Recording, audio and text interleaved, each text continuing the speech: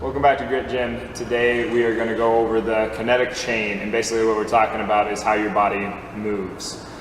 We are going to use toys to do this. Now with the Newton's cradle, everybody knows how this works. The balls transfer energy through to the other side, back through, they go back and forth, extremely efficient, and slowly slow down.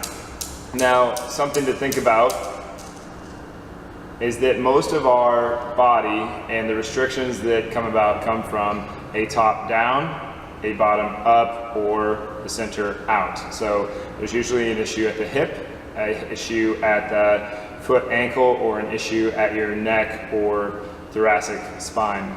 Now these restrictions cause all kinds of problems and are radiating from that center point. So with the Newton's cradle, think of this being the head neck, think of this being the foot ankle, think of the middle being your hip.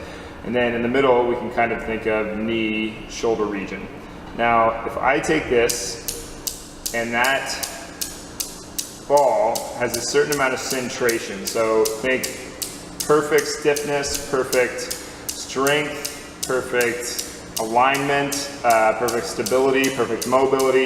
It can do this for an extremely long period of time. It's extremely efficient. Now watch what happens if I take and I mess up the neck just slightly. All of a sudden we lose all of that energy because just a slight amount is off in that centration. And centration just means centered. Now we can do the same thing at the hip. It doesn't take much. We can do the same thing at the ankle. We can do the same thing at the knee. We can do it anywhere in the body. That's basically how your body moves.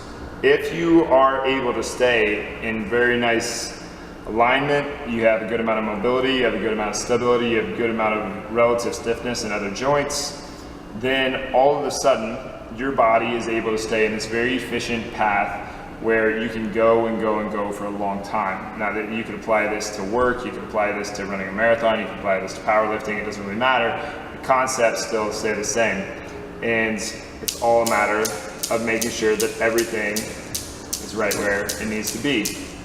Now the other toy that we're gonna use is trying to use the cosmos to describe how your body moves. But if I take this and I move it around, that center sphere stays right there. It doesn't move. It can shift and it can change, but it doesn't actually change within the confines of the other circles. So think of the large circle being your legs and the smaller circle being your arms. They are rotating around that core sphere, and that's exactly how your core should be. It should be extremely stable in the middle of that. And so you kind of get an idea of how your body should move. Your trunk or your core is meant to not move. It's meant to be what everything else moves around. And if we're thinking from the Newton's cradle, if we can make everything be extremely efficient and right where it needs to be, how it needs to be, our bodies are able to produce a lot of energy over the course of a lot of time in a very efficient manner. And that's just a very simple outlook from a conceptual view of how your body moves.